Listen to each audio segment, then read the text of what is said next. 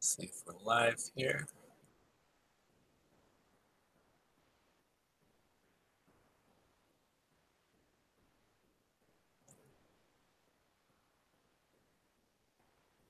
Okay, we are live. So, what is happening, guys? My name's Johnny. You guys probably know me from this channel. Obviously, this is my channel, Rules for Rebels, and I got a special guest for you guys today. You know, let me try to get rid of this.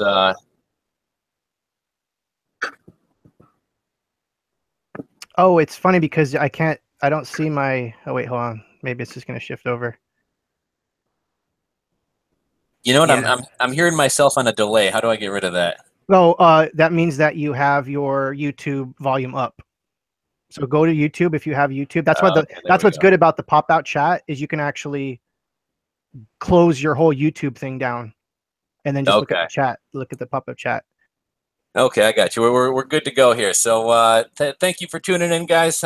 Chris here was kind of walking me through the ins and outs of live streaming. You guys have kind of seen some of my bumbling attempts before here, but very pleased to have a special guest on here, Chris from the Thrift Shop Hustler. Some of you guys may know him from YouTube. Others of you may know him from Steam It, which is actually where I found him. So very cool to have you on here, buddy.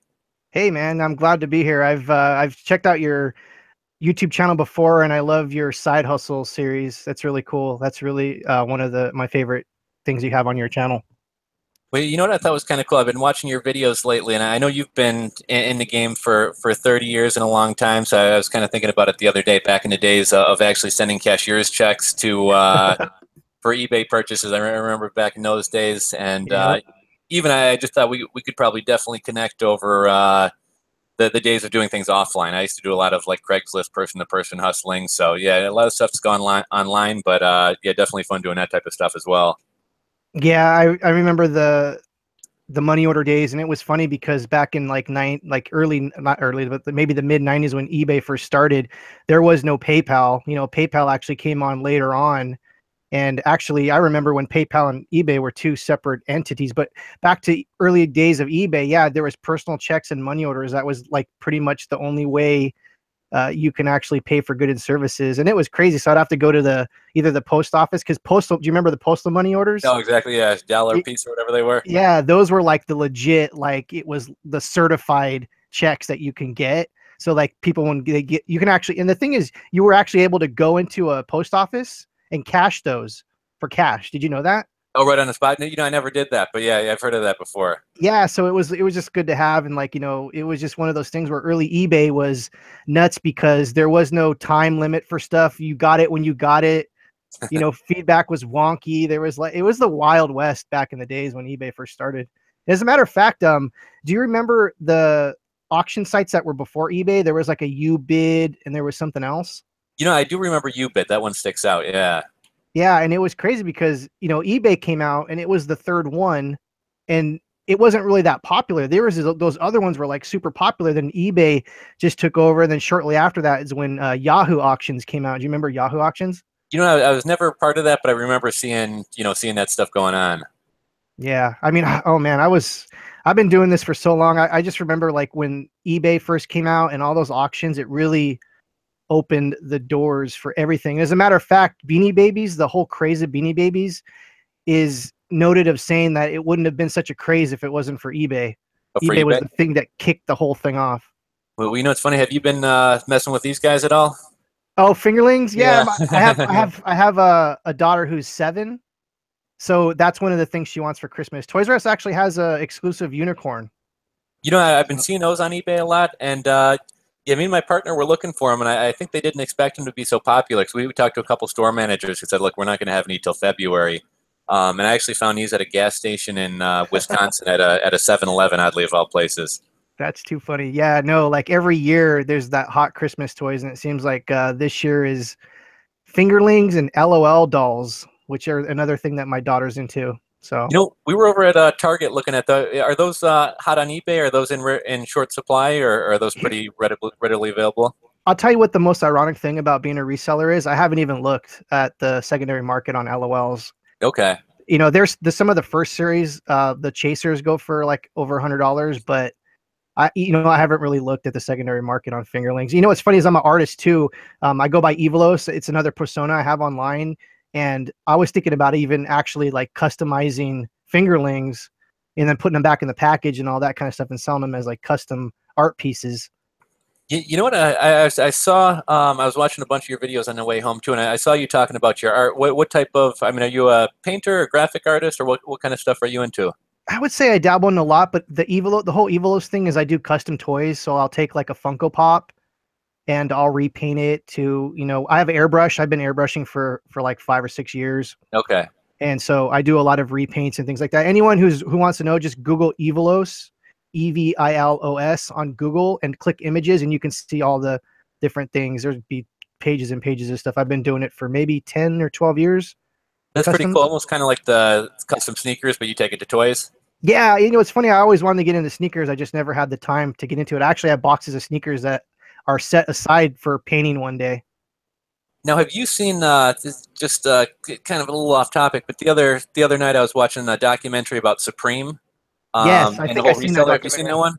Yeah, I That, think I saw that. that was really cool. So you got me thinking. I mean, with using like pop culture stuff in their shirts and stuff, but also just in terms of reseller stuff. That talk about a reseller's market. People waiting outside for days, and Yeah, yeah, it was that pretty interesting. that's crazy. Yeah, no, I remember.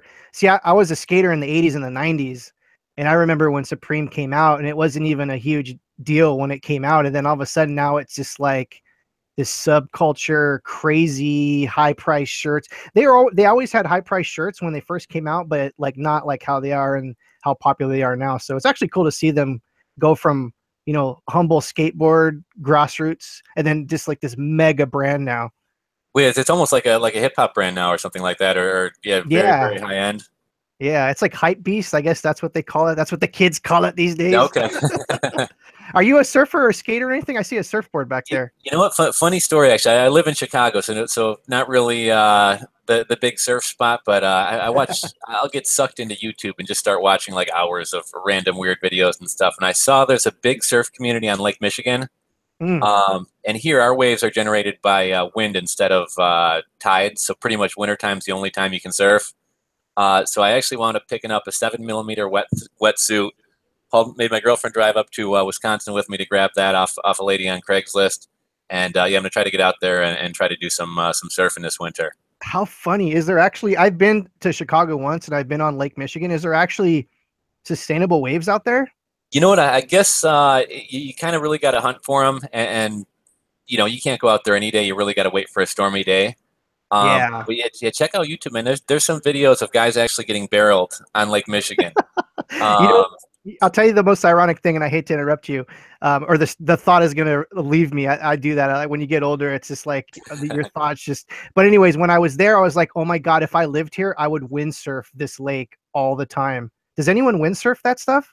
We know it's kind of cool. I got into paddleboarding a lot this past summer, and I do that a lot out in Lake Michigan. But some guy recently, I think, windsurfed from Milwaukee over to Holland, Michigan, or something like that. So yeah, some guy went across the entire lake doing that. It's no brainer because it's so windy there. It's like the perfect like setting for wind surfing. You could start your own like freaking thing there, windsurfing, man. I'm Well, telling you. you know it's kind of funny. I'm big on trying to turn hobbies into ways to Cash. make money or whatever, and as opposed to just so yeah. I mean, shelled out a little bit of money, picked up all this stuff used. But yeah, that was my first thought. Is maybe I don't know the first thing about surfing really, but maybe I'll start another YouTube channel and just kind of document the process of getting started with it, and hopefully maybe try to make a few bucks to actually profit from a hobby instead of it draining your bank account. Yeah, that's too funny. Yeah, I've been like that my whole life. I've been reselling since I was 6 years old, and just at an early age, I had that thought too, like turning a hobby that you do into cash. And I don't know, it's weird. I just always had that kind of same mindset on the same thing. And the first thing I sold when I was 6 was garbage pail kids. Do you remember those? I do remember those guys. Yeah. Yeah, so like that was like the very first thing I sold. And then when I was 8, I got into baseball cards, and that was pretty crazy. And then when I was 9, I would go to flea markets, and because I live in Southern California, and swap meets are huge over here. They're kind of like flea markets for anyone that doesn't know. And I would go there at 9 years old. My dad was setting me up, and I'd be there all day just hustling baseball cards and comic books and stuff like that. And that's what really that's what really started my resale career. So I was into this like really, really early.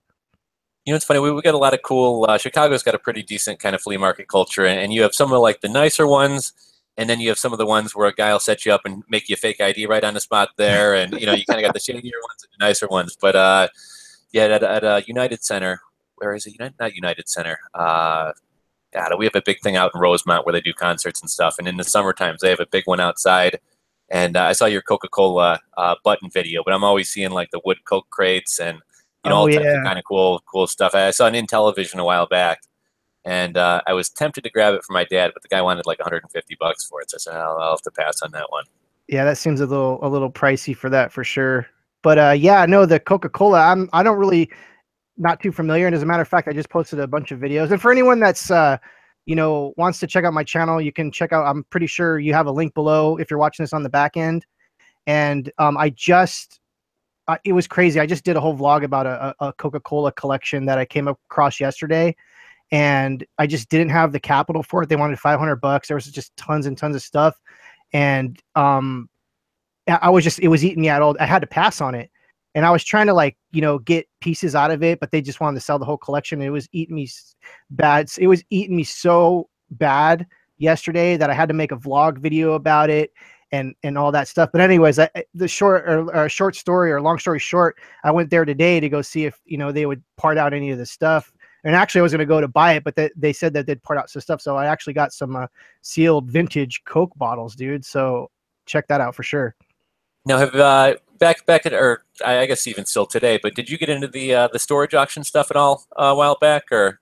No, I've to this day I've never been involved with the storage auction things. No. You know what's kind of funny? I got in kind of right towards the tail end before the TV shows came on. Mhm. And it used to be me and two or three other guys, and we'd literally take turns. You know, you take this one, I'll take the next one, because why drive the price up on each other? And made some good money with that. Had some good eBay finds and stuff. And then shortly after, the TV shows came on, and I mean, you'd have 300-400 people at an auction, and it just got ridiculous. Yeah, I think I know a couple people that do that pretty much for a living, and they said that whole TV show ruined ruined everything for them, ironically. Yeah, I've been wanting to go check. I mean, it's been a couple of years since those came on. I think a lot of the hype died out. You know, you'd watch a show and it'd be like, there's nothing in the unit, and then they find like a jar of Morgan silver dollars or something. You know, like everything has to have. So I was actually at a Pods auction on New Year's Eve, and there was a unit with nothing but 4 old mattresses in it. Went for $900, and I just couldn't wrap my head. But I'm like, people must really think that like these mattresses have to be full of like coins or money or you know heirlooms or something. So yeah, it was just getting out of control. That's too funny. So did you say you bought that unit, or you said just some Oh random no no, unit? yeah, just some random guy. I remember one of my first units was it was a silent bid auction as opposed to like everyone calling out their stuff. So you wrote your best offer on a piece of paper, and you don't know what everybody else is offering. So Right. you might overpay, you might get a deal. But I remember I spent the last $450 I had to my name, and I was a noob at these things. So the other two or three guys were, you know, had been into it for a while, and I wound up winning. And they announced my bid, and these guys are like, "What the hell's wrong with you?" They were all bidding like 75. Wow. But man, this unit was like an entire house, bags of like Louis Vuitton and Dooney and Burke purses, real high end clothes, couple flat screen TVs back when flat screen TVs were like 1,500 bucks or more. Right. So yeah, you actually wound up doing really well with that one and got into it, and then yeah, the shows just kind of ruined it. Yeah, that's too funny, man. Yeah, that they said like, you know, because they were doing it. I mean, I guess here's the thing for that. Okay, for one thing, I don't really know about any storage units that are around here. I'm sure I can find stuff. I'm in Southern California. I'm sure there's tons of them. I just don't have the time. You know, I have a full-time job. As a matter of fact, I want to let everyone know that, you know, I do this part-time. This isn't a full-time gig for me. So this is pretty much like my hobby. It's been my hobby for years. I actually work in the movie industry, and that's my 9 to 5 job. And so, you know, doing the storage units is just out of the question for me. I don't have the time. I see these videos of people just like, it's just junk and just nasty, like heroin needles and just, oh my God, I don't know if I really want to do that. Where you find some weird sex toys and gross Yep. clothes and Yale types of stuff, and the kind of funny thing about those, you'll find a few eBay gems on there, but a lot of the stuff is either just kind of like household stuff or just cost prohibitive for shipping.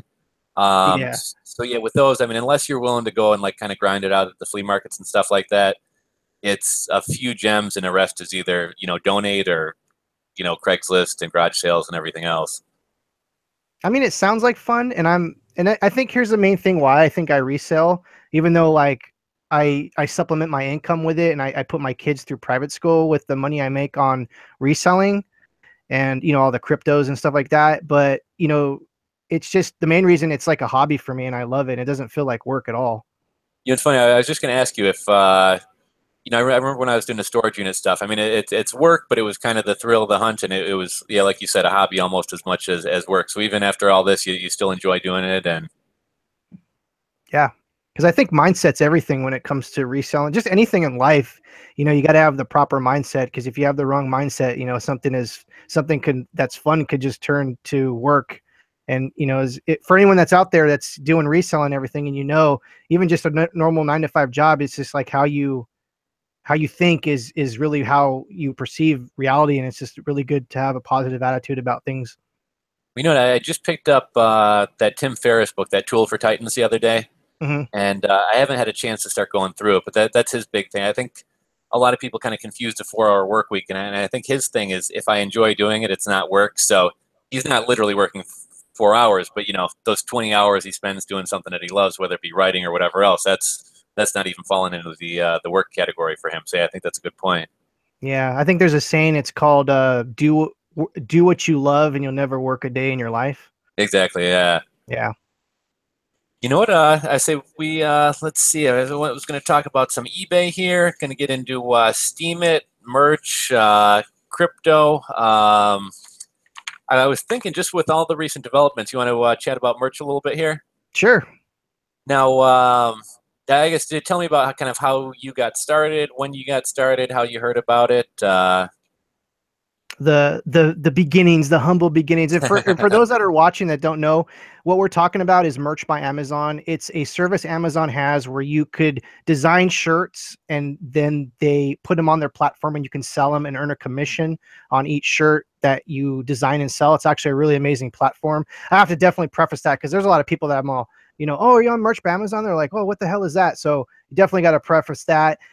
It's a thing that you have to apply for. So if you guys are designers, anyone out there, and you really are into creating T-shirts and things like that, definitely look into it. So, anyways, I did that. I started last year. I want to say around, like November or September. I got my account and really did nothing with it, and then I didn't really get heavy into it till this March Okay. with uploads and everything. So, I was actually lucky enough to be grandfathered in at the 25 tier, and I know new members now are at the 10 tier. And what I mean by that is you can only upload, if you're a new member, you can only upload 10 shirts, like at all, like that's it, 10 shirts, 10 designs, and then you basically tier up over a course of, you sell 10 shirts and then they tier you up to 25. You sell 25 shirts and then they tier you up to 100, and then you sell 100 shirts and they tier you up to 500. Right now I'm at the 500 tier, and I've got there in probably the last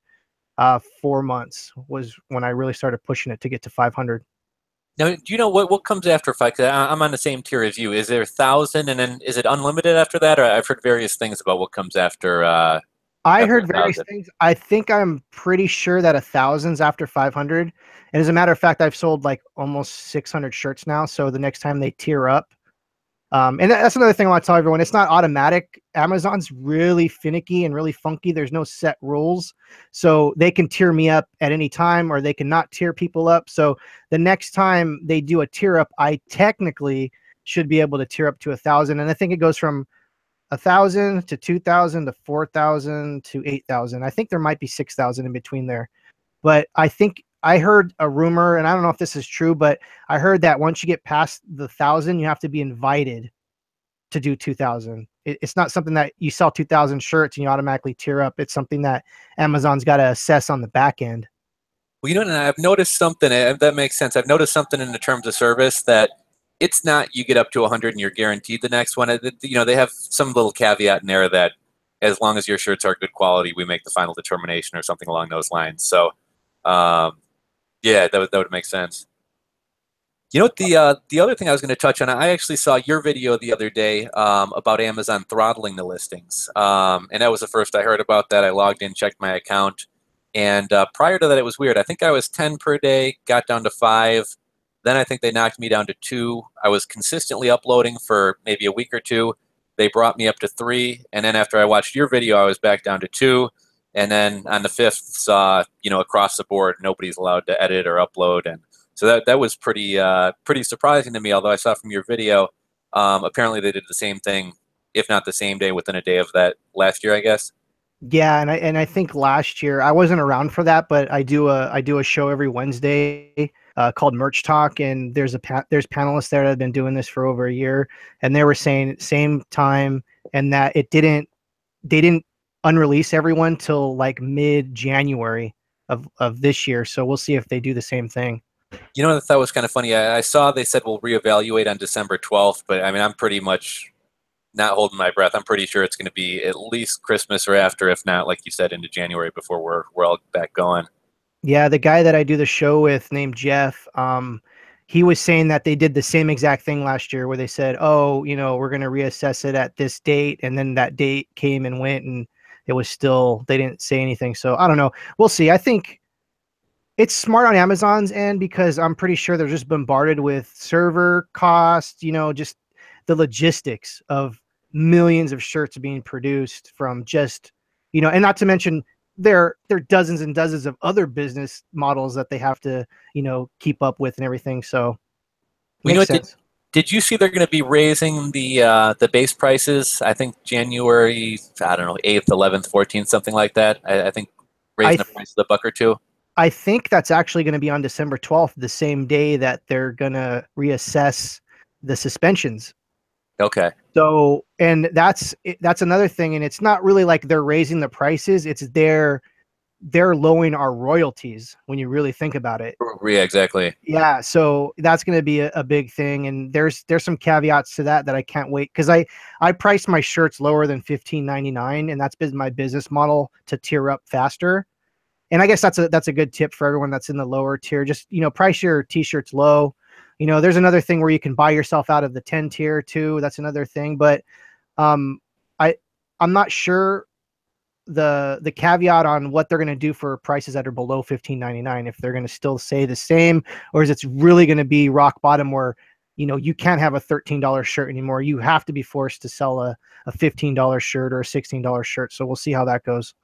Oh, I just noticed Body in Beta from I don't know if you've seen him over on Steam. He does Yep. some merch stuff. Yeah, he joined us. Yeah, he was saying I think 15th was initially the day he said that they said they were going to Yes. do that. But yeah, I was Okay. really disappointed to That's right. I was disappointed to see it. But I mean, at the same time, when I start looking at, I've been looking for some other options for non-Amazon merch, print on demand, and everyone really. I mean, I I hate the idea of selling shirts for $25 or $30, but I mean the base prices that these guys have with the shipping on top of it, it almost leaves you no choice. So I guess Yeah. we've been kind of lucky that we kind of got that a little bit lower with Amazon. But yeah, good things always only last so long. That's so true. What do you use any other print on demand services? I use Printful. You know what? I've been looking into. I've been kind of researching them all. I dabbled in Printful a while back. I started an Etsy shop recently. And so I've been kind of hopping around. Etsy's actually, well, I guess we'll jump into that in a little bit here. But yeah, I had 5 sales my first week, which isn't giant, but normally things take some growth. So I was kind of impressed with that. But yeah, I mean, I was looking at Redbubble, Spreadshirt. A lot of these ones have weird models where like you're not allowed to set your price. Everyone has to be at the price, and there's like a $3 royalty. And yes, I think Printful's probably going to wind up being the best option for me. But yeah, still haven't really selected on one to use. Yeah, Printful is probably the only thing I have the time for, because like I said, I have a full-time family, full-time career, full-time this, full-time that. I don't have time to be, spreading myself wide, so I have to go deep. And I've had a few sales on using the Etsy Printful integration, and I sold like a couple of Dogecoins pillows that I that I designed, as a matter of fact. And I think one of the niches I'm familiar with is cryptocurrency. So I mean, and the thing is, a lot of the cryptocurrencies, they're not trademarked, so they're just like really And that's actually how we could actually get into that about cryptocurrencies, or I don't know how you want to go down, but that's how I got started in cryptocurrencies, was doing merch,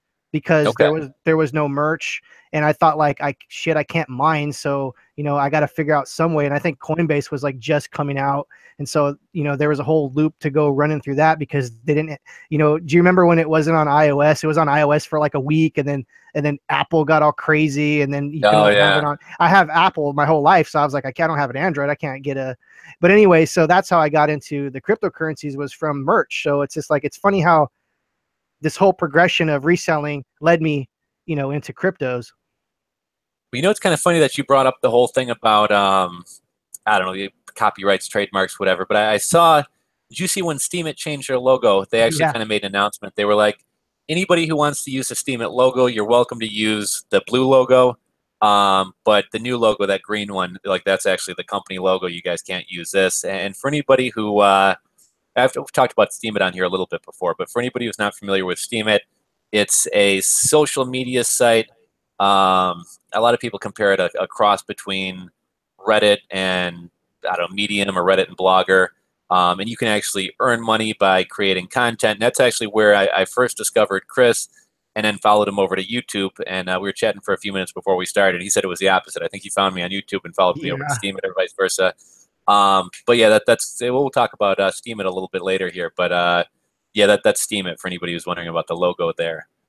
Yeah, and it's funny because that's actually really funny that you said that. That was the first thing that I noticed, because I was making Steam It shirts right off the bat, right when I started doing. And as a matter of fact, that was actually some of the first merch by Amazon shirts that I made and sold was Steam It shirts. And when that new logo come out, and I gotta be completely honest, I don't like the new logo.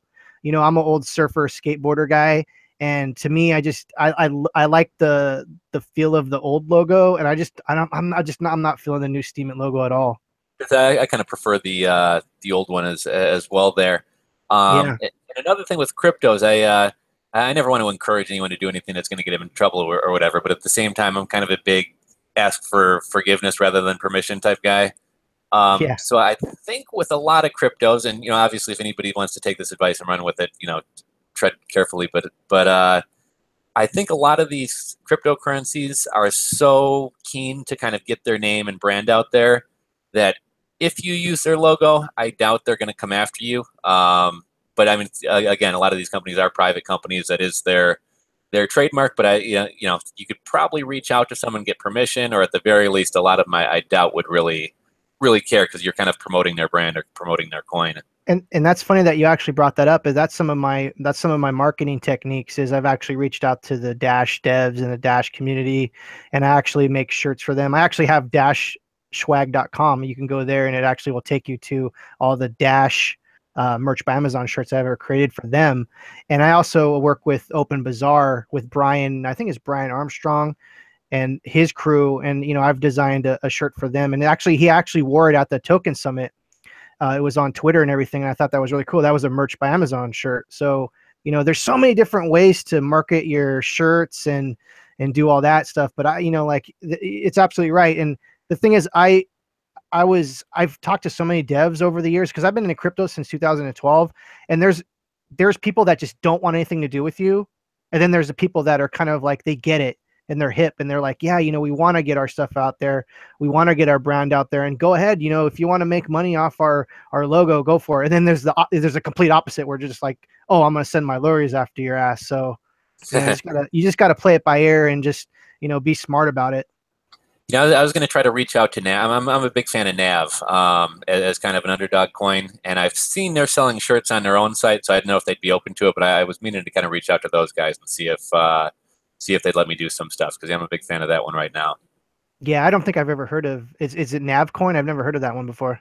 Yeah, what's kind of interesting about it? I guess their mission is to make cryptocurrency simple for beginners, which I think is a kind of a really important thing, or something that's kind of needed in the space. And they do staking, and they actually make a Raspberry Pi to kind of make the staking process earlier for people who aren't super tech savvy and stuff like that. Yeah. It's also a privacy coin as well, where with one click you can make a transaction private. So I think it's a top 100 just barely. It'll go from like 95 to 102. And I think I was getting into that one under 50 cents. It's kind of had a run lately, in large part because Bitcoin's run up so much. But yeah, it's one Oh that's my always kind of God. interested It was me. almost at 20,000 this morning. I woke up. Here's the thing. I woke up first thing in the morning. I always check my, let me see what, I think it's like Blockfolio. Do you have Uh, Blockfolio? Blockfolio, ever since things have been going crazy this week, like it freezes on me. It's not pulling up right things. But yeah, normally that's what I use. Yeah. So I wake up in the morning, I check my Blockfolio, see what's going on. And like when I saw Bitcoin 9,000 or 19,000, I was like, what the hell is happening? Because even at like, here's the thing. I've been into Bitcoin since 2012. You know, I had Bitcoin, I've lost Bitcoin, got hacked before, I've sold my stuff. And, you know, it just, I remember like, I think the lowest price I ever remember Bitcoin since I've been in it was like 100 and something. So like, it just baffles my brain, just the way it's just been going crazy lately. It's kind of funny. I must have got in right around the same time as you because it makes me sick to look at like my past Mm. transaction history and see like sold 20 Bitcoin at 100 and Yeah. $140, sold 300 ether at $7 or whatever else, and it's like yeah. Yeah, that's man, it's crazy. But it's just, and it was one of those things. Even like earlier this year, I was like, Bitcoin was at like 2,000 and something. And I'm like, oh man, I'm not gonna put any more money into this. It's probably the thing is since you've been in it as long as I have, we remember the 13 crash or the 14 crash, whenever it was. Remember when it went from like 12, 1100 back all the way down to one something? It's funny. I don't know if you feel this way or not, but I almost kind of hate my timing getting in because I feel like that kind of scared me off, and it took me a while after that to really start going in heavy. And so Yeah. yeah, I think my timing of kind of just figuring out and learning about it, and then seeing that, I was like, oh my, because back then I was check to check and everything else, and Yep. I wish I would have gotten in maybe a little bit before to where that wouldn't have shocked me so much to see that crash. Well, no, so like ever since that time, I always have that in the back of my mind. Like this thing's gonna pop, this thing's gonna pop, this thing's gonna pop. And it hasn't pulled back at that level. And I'm just like, I swear it's gonna happen, but I don't know when it's gonna happen. Maybe it won't happen. That's the crazy thing about Bitcoin. Well, it's kind of funny. I don't know I was just going to ask you kind of what your philosophy is. I've always kind of, for the most part, been a holder. And this was maybe 2 years ago. I can't remember the time frame. It was probably like late spring, early fall. But I remember Bitcoin was going from like 8 to 12, 8 to 12, 8 to 12. Yeah. And my business partner kind of got in my ear, and he's much more so a swing trader. And, he doesn't necessarily believe for the long term. And he was like, you could be making all this money on these ups and downs. And again, my dad was saying the same thing. And against my better judgment, I listened to them. And I was sitting on quite a bit of coins, and I didn't sell all of them off, but I decided to sell a good chunk of them off. And I'm like, okay, I'm selling at 12. I'm going to buy back at 8 because, like clockwork, it would happen every week or every couple days. And it went from 12 to 28, and just That's where and it was there. Yeah. Oh my God. yeah. Are you a holder, or you like to do some swing trading, or You take know any what? profits, or? Here's the thing. I'll tell you my little bit of my brief history. And it's funny because you could trade back then because it was like 99 cents or lower for the fees for Coinbase. Do you remember Oh the, yeah. the, the low fees? So, now it's just like you can't even do that really because of the fees and everything. But you know, I the only way I was able to acquire Bitcoin was from selling products. So I would sell products, I would get Bitcoin, but then I had BitPay, so I would, convert it into USD. I know. It's like, oh my God, what are you doing? But like back in the day, it wasn't, if I was back in the day, God, it wasn't even that long ago. It seems like it was like a million years ago. And the volatility was there, but it was relatively stable at a certain point. And so like I would, oh, I'm just going to sell it. It's not going to go up that much. But I've, I've taken the hodl kind of approach now for everything. So my philosophy has changed. My brother actually is the one that got me into Bitcoin. He told me, I think he even told me about Bitcoin in 2011. I was like, oh, whatever. And actually, what's funny? I got a funny story, and I'm going to say it now because I'm going to forget if I don't. So in 2010, me and my brother are hanging out at some, kind of a questionable friend's house, kind of like, a lot of questionable people coming in and out of the house. Wink, wink. And so one day we're sitting there on the couch just hanging out, and there's this like crackhead comes through the door. I don't know that he knew him or whatever, or my friend knew this guy, and he's just like, "Hey man, you guys wanna buy some Bitcoin, man? It's just like this digital money, and and he had it on a USB stick, and we all laughed at him. We're just like, oh, what do you do? Monopoly money? What are you talking about? And we literally laughed this guy out of the house. Now, today, I can imagine, I think he had like 10,000 something Bitcoins on the stick when he was showing everyone. And to this day, I'm just like, oh my God, we laughed at that guy. And he was like the early adopter dude. And like his USB stick, it's got to be in some drawer somewhere or something like that, worth like literally $100 million or something ridiculous. Like, oh my God. But you know what's funny? I remember at the time, like, you can kind of look back and I have like memories of like certain times interacting with Bitcoin, like in the early days. And I remember I had this little like netbook, like a little 9-10 inch netbook. And way back when you could actually, I'm not super tech savvy, so I don't know if you call that running a full node or whatever it is, but Yeah. I could actually download multi-bit, which I believe is the entire blockchain. Yeah. Um, and even this little 10-inch netbook back then could handle it. And I found it in I don't know, in a drawer back of a closet the other day. Oh And no. I'm sure there's some Bitcoin strapped on there. I don't know how many. I mean, even if it's changed, it's probably worth, hundreds, potentially thousands. Right? Um, but yeah, I have some funny stories from friends who, oh, I mean, now all the markets are down, but you hear from somebody who's like, oh, I logged into this old, Alpha Bay account or whatever, and what was $20 is, you know, $120 or whatever Yeah. else. So yeah, it's kind of funny. These little bits of Bitcoin wind up turning into big money. I got caught up. I actually lost a lot of my coins in during the whole Cripsy debacle.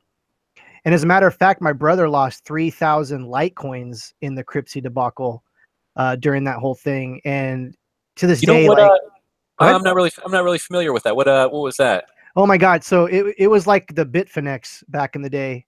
Okay. And what happened was, I Big Vern. Have you ever heard of the in the crypto space? Have you ever heard the Big Vern kind of like analogy, or anyone Uh, throw that name around? no, I don't think So so. like when someone says, "Oh, I'm gonna get big verned," what they mean is like the guy who owned Cripsy literally took the money, all the coins, and shut his site down and like ran off, almost like a Mount Gox situation. Okay. And I don't remember the whole story, but it was something like that where, oh, I got hacked or something happened. He literally disappeared, and there was actually a class action lawsuit for Cripsy and everything. So it was basically an exchange that had literally like 200 or 300 coins.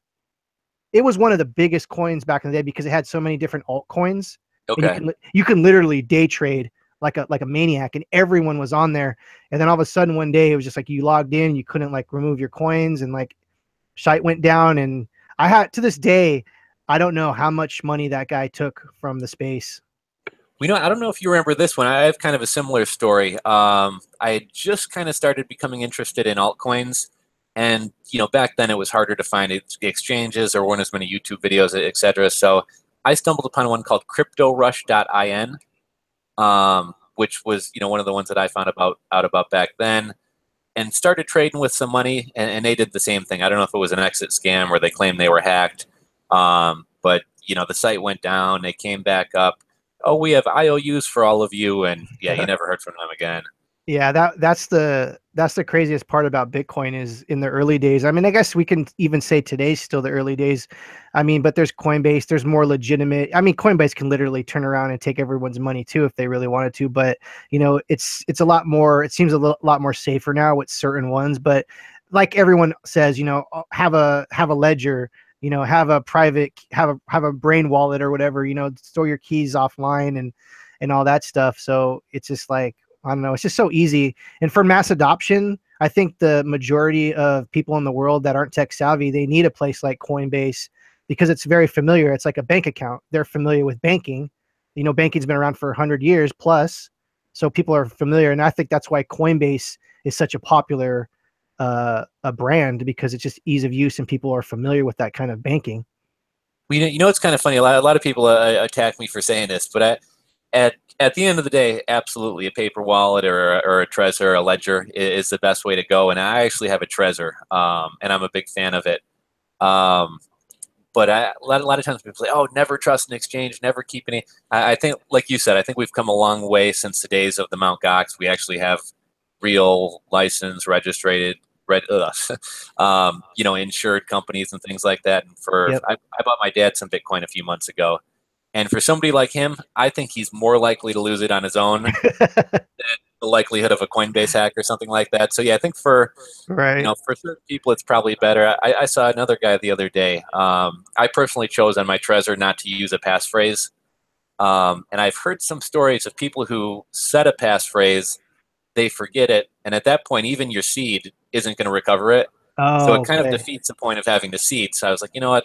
I'm just, the chances of somebody getting my Trezor and knowing the PIN code, are probably much less than me forgetting what my passphrase is. Well, I'm gonna sound really bad too. I've never used a Treasure or a hardware wallet. I just keep my stuff on Coinbase and exchanges and different things like that. I have them in other wallets, and I don't have a substantial amount of Bitcoin at all, so it's not a big deal for me.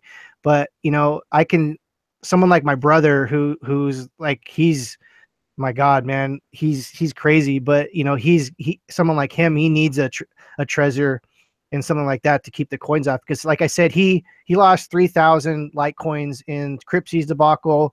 He lost 6 Bitcoin, 3 or 4 years ago during a mining pool hack. And so, he kind of learned the hard way. And so, like, now he keeps all his coins on hardware wallets. Which is, if you You, got you a know, substantial amount, you should. You know what's kind of cool about Coinbase? I don't know if you've used it. You are kind of locking your coins away, but they have the vault and then Yep. the multi-signature vault. And for anybody who hasn't used that or doesn't know what it is, basically where you have multiple accounts in Coinbase, you can transfer your money into this vault. Don't do it if you want to trade with it because your money's going to be locked up for I think it's 42 or 48 hours or 72 hours. But it would literally be impossible for somebody to steal them. I remember I had some money in there, and when I wanted to release it, you have a 2-day waiting period. There's like 3 Oh email yeah. confirmations you have to do. And I mean, without even exaggerating that much, I feel like 3 to 4 times a day, I'm getting a text message or an email like, just wanted to let you know that you'd started a withdrawal. Just wanted to let you know. Yeah. So, yeah, I mean, it'd be really hard for somebody to kind of take that. And then for anybody concerned about holding your own keys, they have this multi-signature wallet where I believe you control 2 keys, they control the third. They need that to sign off on your transactions, but then you're kind of in possession of your own keys, while at the same time kind of using a more user friendly interface. Yeah, I have the vault for sure, and that's where I hold my stuff, and you need actually 2 email addresses for the confirmation. So you literally got to have 2 email addresses. You got to have the SMS. Oh man, it's crazy. You're right. It's funny because there's sometimes I just want to sell the Bitcoin when it's high, or the Litecoin or the Ethereum. I want to sell it, and then I got to go through this crazy process just to like unlock the coins. So it's pretty crazy. You know what? I saw a couple questions I thought we'd touch on since we're on this topic. One was kind of some altcoin suggestions. I don't know if you want to take a look at your Blockfolio. I'll take a look at mine, throw out a Yeah. couple. But the other thing somebody was asking about, and I'm not a big gamer, but somebody was asking about your thoughts or my thoughts on Steam not accepting Bitcoin anymore because of high transactions. I'm not familiar with that. Oh, for like for the buy-in, you mean?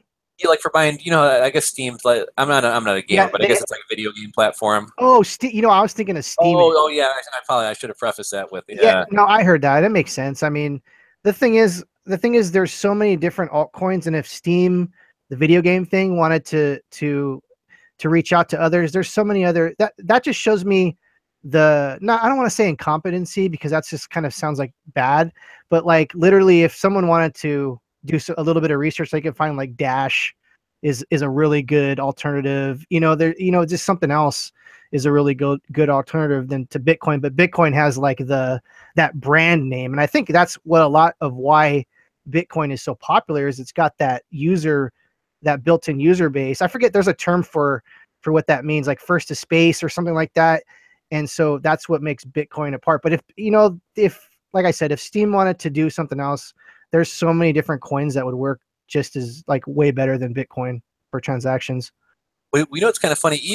Even before transaction fees got high and transfer times started taking longer and things like that, from the very start, I've always said I think Bitcoin can succeed without us buying coffee and stuff with it in the first place. And I I bought heard it. Subway. I bought Subway with Bitcoin one time. Did you really? Oh, Yeah. I got a funny story, and then I'll finish. So my girlfriend the other day, she wanted me to, or she asked me, she found these hats. She likes buying all this weird stuff online. So she said, "Will you buy me these hats?" And I said, "No." She said, "Well, they accept Bitcoin." I said, if you download a mobile wallet and figure out how to have me send you Bitcoin, I said, I'll buy your hats for you. That's Um, great. so she gets Bread Wallet, which I'm not an Apple guy, but that's one of the ones that I saw there. So I have her download that. I helped her out a little bit. We wound up ordering these hats from, I don't know, some site. I think it was called Beardsy or something like that. And about 3 weeks, maybe a month goes by. These hats never show up in the mail. So I said, "Did your hats come yet?" She said, "No." So I Oh. said, contact them, see what's going on. So she gets an email back. Oh, you're our first Bitcoin transaction. We don't have a clue how this stuff works. Um, We'll so I accept it, but we don't know what the hell's going on. exactly right. So I guess they were using BitPay. I haven't personally used it, but I guess you have to, I don't know, batch in the transaction or something like that. Yeah, And I guess they BitPay, elected to do that. So at first they offered her yeah. free shipping, and we were kind of like, so I thought they might do a little bit more than that. But yeah, I guess they hit her up again the other day. Said, oh, we want to do a little bit more. Here's 3 items you can choose from. Pick something. So it actually just showed up. I didn't take a look at it, but it just showed up in the mail today. Yeah, that's great. Yeah, I know BitPay when it first came out was a good thing, and then they started to get all. I think Tony is his name. He started to get all political, and then things, and then he started to get into Bitcoin, what Bcash or Bitcoin Cash and stuff like that, and it just the whole BitPay thing. I haven't used BitPay for a while, but what I meant to say is like when it first started, it was an amazing thing because I could put BitPay buttons on my sites, like a Shopify site back in the day, and they would literally do all the transactions. They would automatically turn it into USD, and then it would go to my bank account like the same day. It was really cool. I've been kind of dabbling with the idea of doing crypto for business, and kind of one thing I realize like Coinbase and BitPay and all these obviously make the whole process of tracking all this much easier. At the same time, I was kind of like, if I can do all this outside of a third party, I'd much prefer to do that. And I've been kind of throwing around ideas about kind of how to manage it. But do you have any thoughts on it? A little bit off topic, but I was like, if it, set up a Shopify store, do like a PayPal, whatever payment, and then have them send a confirmation code. But yeah, I was trying to figure out a way to where you could eliminate third parties while still, Yeah, not having to do a bunch of legwork. that's above my pay grade. But what I've always done is in my listings or whatever, so that I accept Bitcoin and Litecoin. I have to do it all manually, where they'll email me.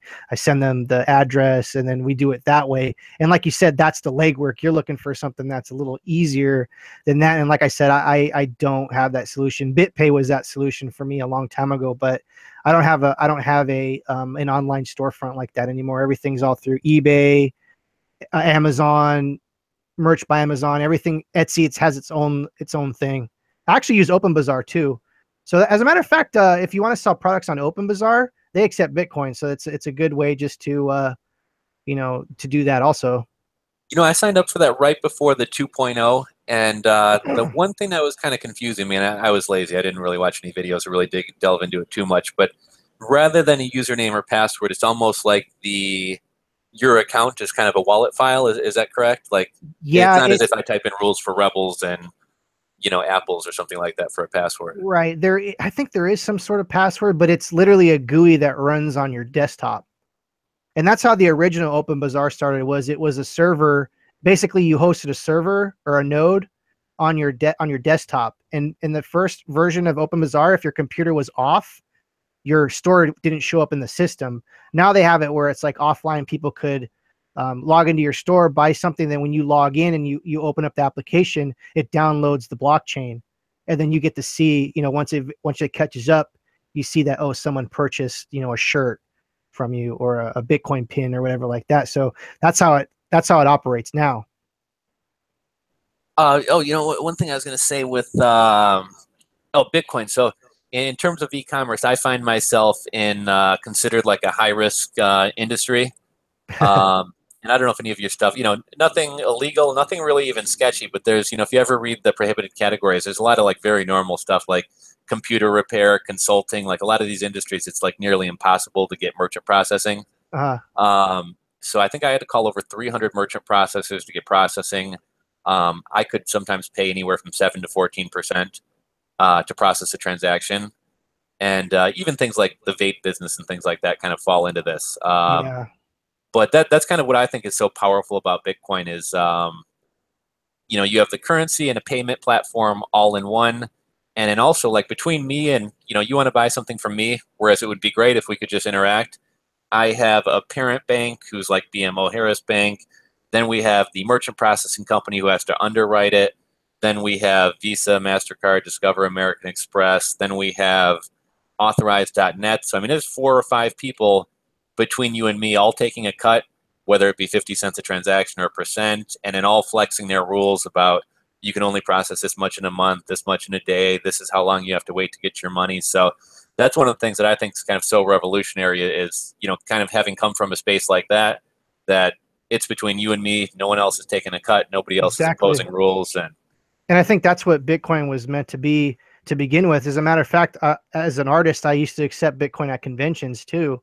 And people would kind of give me that weird look like, what the hell is this? But if I, I don't go to conventions anymore, but it's so easy just to transact. There's no fees. Well, now there's fees, but that's why I use Dash now for all my kind of side transactions and everything.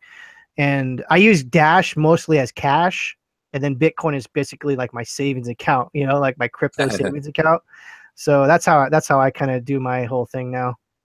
For a minute, I had actually kind of contemplated setting up a store that only accepts Steam and kind of Yeah. having some like Steam gear and things like that. And I thought it'd be really easy to track payments because somebody could put an order number in with the transfer and I could see it right on, my log and everything. And then it was just, I just didn't know if there was a big enough community to kind of make it worthwhile to, kind of support a project like that.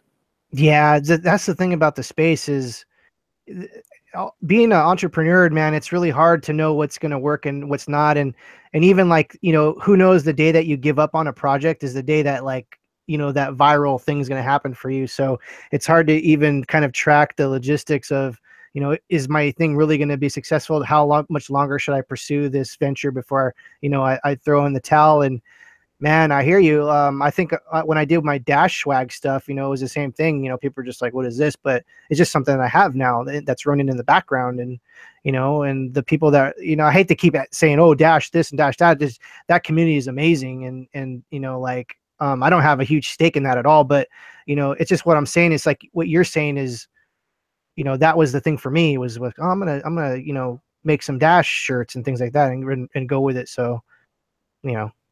You know what? I have I watched a couple of your videos earlier today, and I kind of relate to a couple of things that you were talking about with like a little bit off topic of social media keeping you busy. But yeah, I'm definitely a person who I tend to go a mile wide and an inch deep, as opposed to I think I kind of need to kind of rein myself in. So yeah, I mean, right now I was trying to start like an Etsy shop and this and that, and you got so many things going on, and I feel like I'm very busy and very hectic, but not being as productive as I could be. So yeah, it's like I kind of got to really rein in and really kind of decide what projects I kind of want to focus on. Yeah, it's definitely good. I've been in the reselling business for 30 years, and I can't tell you how many times I've had to like just stop, step back, assess everything, and then figure out what my next move is going to be. Because with the internet and social media, you get caught up in the hustle and the bustle, and and you have to stay relevant in any of these businesses. You have to have a social media presence. You know that more than anyone, trying to maintain a substantial YouTube channel with how many subscribers you have, and it's tough. You got to keep producing videos, you got to keep hustling Twitter, Instagram. It's like a shark, you can't stop swimming. Well, I saw one thing in your video, and it really kind of struck a chord with me. Is I think you said you're taking time away from your reselling business to do the YouTube stuff, which is cool, and I think there's a place for it. But yeah, one thing I always said from the very beginning, I never really thought of myself as a YouTuber, but kind of stumbled into this, and I always said I don't want to be one of these people where I'm no longer a businessman and that's all I do is make YouTube videos, because it's how can you make business YouTube videos and you're not actually doing business? You're spending all your time on YouTube, and that's one thing that I really like about your channel is a lot of practical advice. You kind of got the whole Gary V documenting the process, and I think entrepreneurship, and I find it entertaining, but in large part, I think it's with some people it's turning into infotainment, where Yeah. people who are watching it are getting nothing out of it. I mean, these, watch me buy a Lambo. What's it like to be a 19-year-old millionaire? Like this is doing. It may entertain you, but it's doing absolutely nothing for you. Whereas No, it's I've not seen a lot of reality. Yeah, I've seen a lot of practical advice on your channel and actually touching on things and actually doing things, and that's one of the reasons I wanted to get you on here so much. Well, thank you, man. Like I just feel like I I'm just I don't want to say, oh my God, I'm real, like because there's there's a lot of things where I don't share with the YouTube community and everything, and I try to keep as much of my personal life personal. But to me, I'm just being me, and I think that's where people get off track is they get caught up in the analytics and the followers, and it's like they treat it as a machine, like, and it goes back to treating this as a hobby and having fun with it, and then organically your stuff is going to grow because that's just how life works. When you force it and push it, and even though you might be successful and you might take the elevator of success instead of climbing the ladder, you're going to be burnt out, and you're going to get down the road, it's going to cost you. So yeah. Well, it's kind of funny. Sometimes I guess just how this video started, kind of stumbling, bumbling, and I definitely sometimes I kind of get down on myself that I'm not nearly as polished as the, Alex Beckers or the whoever else is. But I think partly why this channel's kind of growing so much is because, like you said, I mean, it is a little bit more real. Sometimes you can't relate to somebody who has everything together. So Right. yeah, kind of the imperfection sometimes I think makes it more, I don't know, more relatable. Yeah, and I mean, I'm the whole who gives a shit too. It's like they're not paying my bills. Like there's a lot of people that I've noticed in the resale community. They get caught up in everyone else's numbers. Like, oh, this person's doing $1 million in merch. Like, I don't care. Like, I know what I'm doing, and that's like that's good for them. I'm not jealous or anything, or but everyone's on their own journey. As soon as you realize that you're on your own journey, and who cares what anyone else is doing, it's actually liberating. It's kind of funny. I kind of had a funny story. So I watch sometimes like AVLSD or Kubera. I don't know if you ever watch I don't know who those are. his videos, but I dropped a comment and kind of maybe said something about collabing or something like that. And somebody jumped in on our conversation that wasn't, had nothing to do with him and was like, yeah, I checked out your YouTube channel. You're kind of a one-hit wonder. All your videos come from, all your views come from this one thing. And, basically just kind of, talking shit or whatever. And it actually kind of bothered me and kind of got me down for a good week or two and kind of affected my video making. And then I was kind of like, what the hell are you doing? And I was just reading something the other day.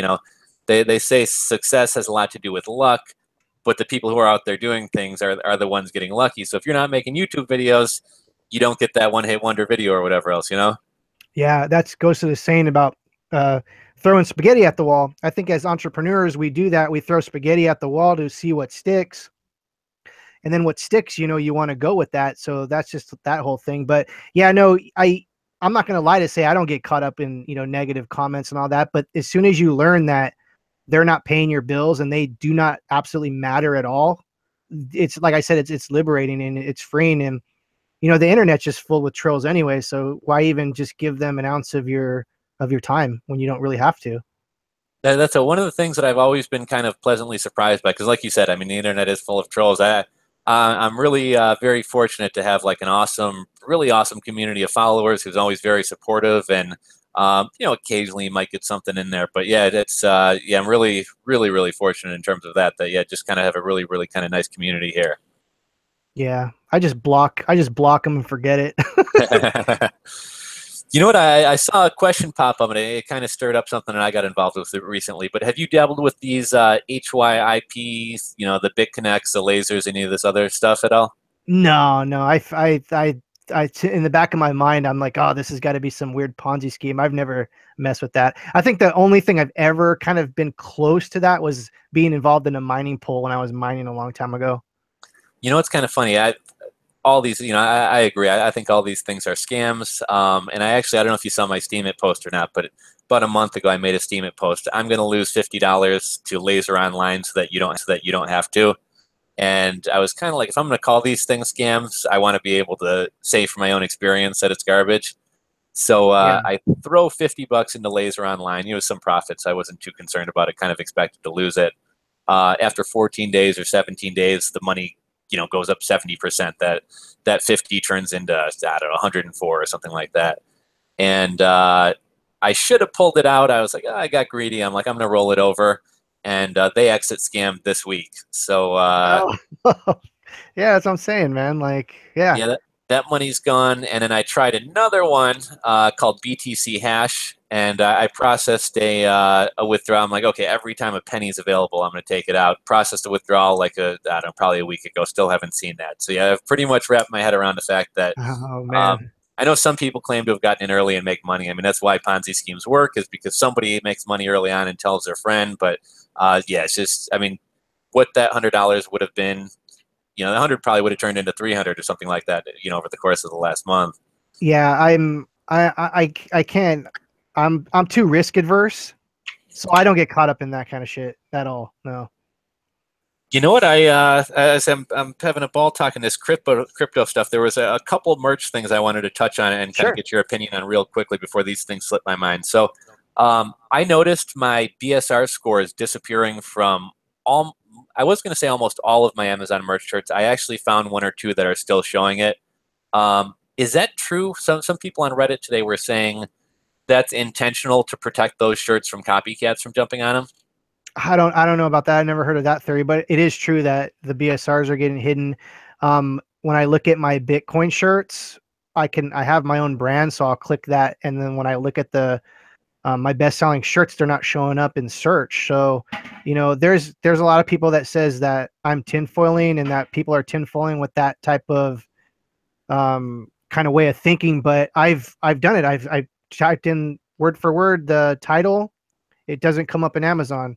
And these are some of my best selling shirts. And I'm just like, so they do, there is throttling aspect. And even if you go to your merch account on the side there where Amazon gives you your messages, there's a message a few months ago or a month ago saying that they're going to be throttling accounts.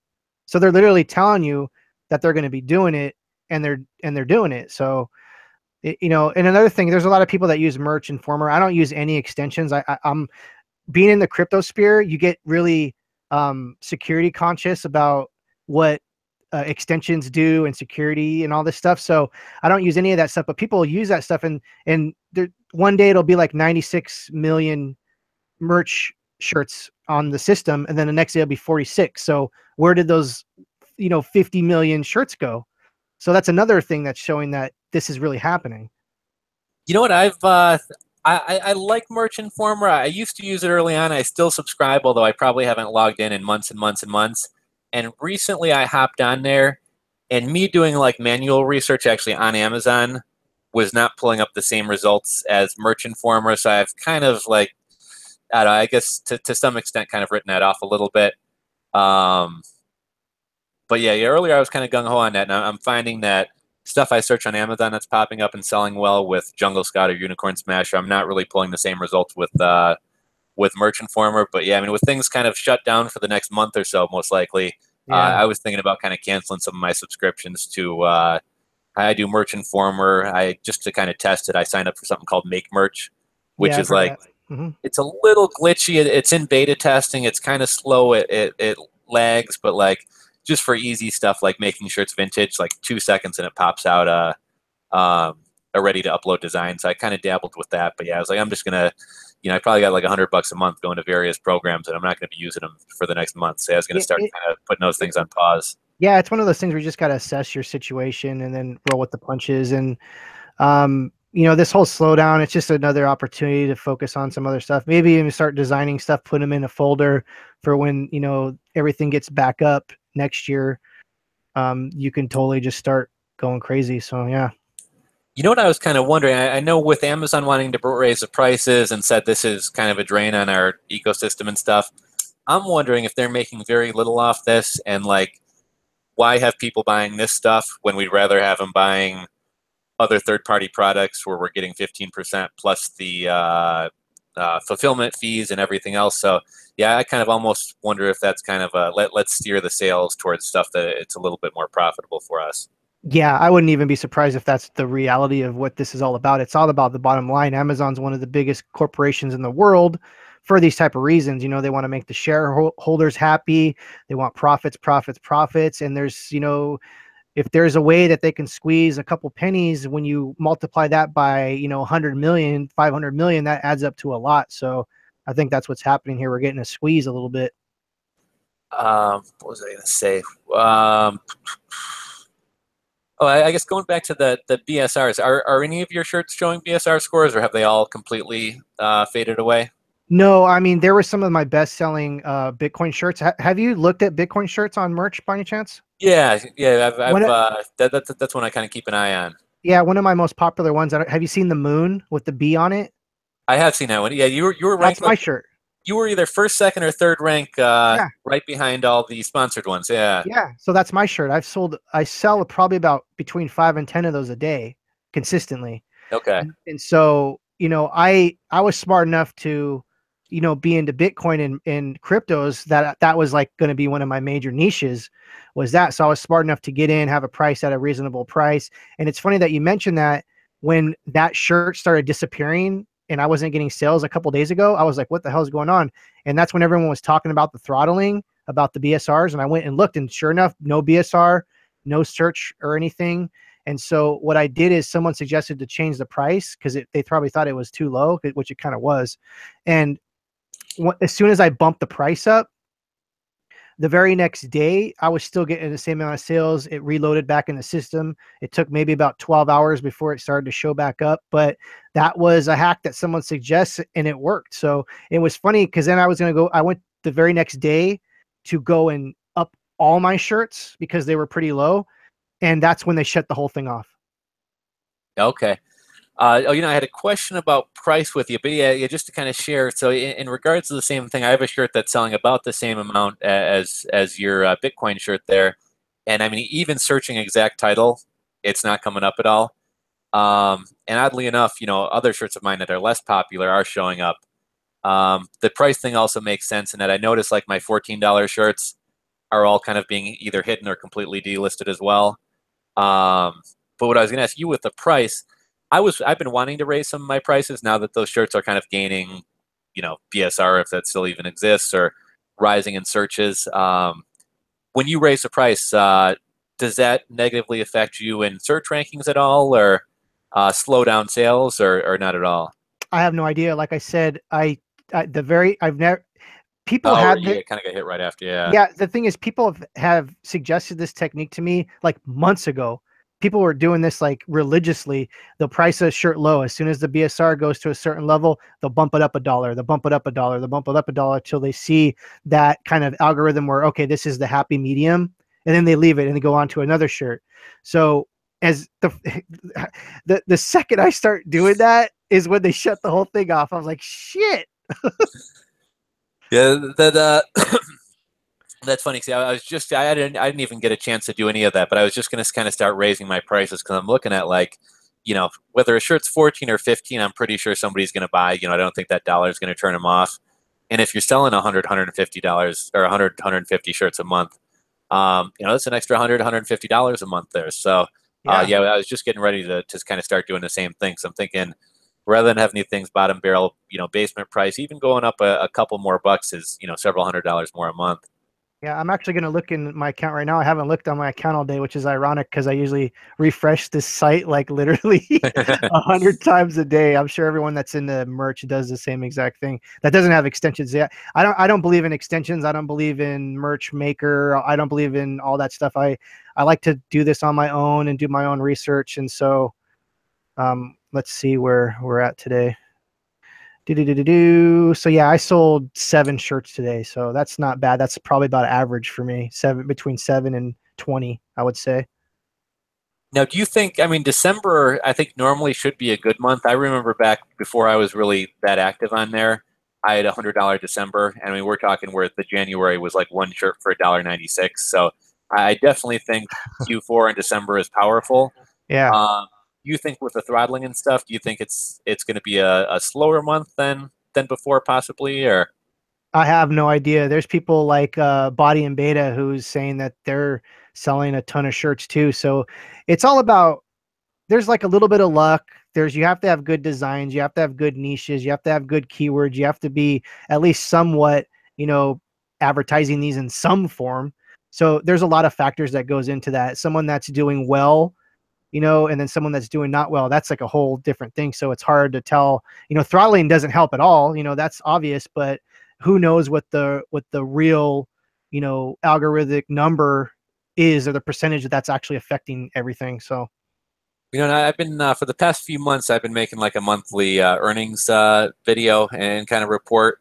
And I think for July, August, September, October, November, every month I upped myself and set a a new personal best in terms of shirt sales and also income, with the exception of one month where I actually sold more shirts but made less because they were lower cost shirts.